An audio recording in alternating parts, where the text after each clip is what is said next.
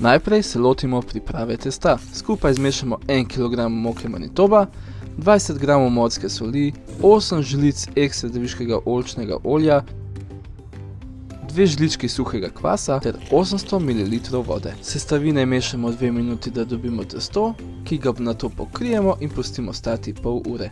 Testo premešamo s spatulo, da postane gladko. Večji pekač z visokim robom dobro premažemo z oljčnim oljem, nato vanj stresemo testo in ga tesno pokrijemo s prozorno folijo. Pekač s testom postavimo v hladilnik za 10 do 12 ur.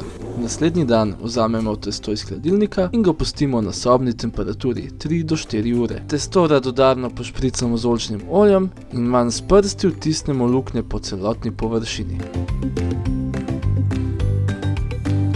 Po testu razporedimo črne olive,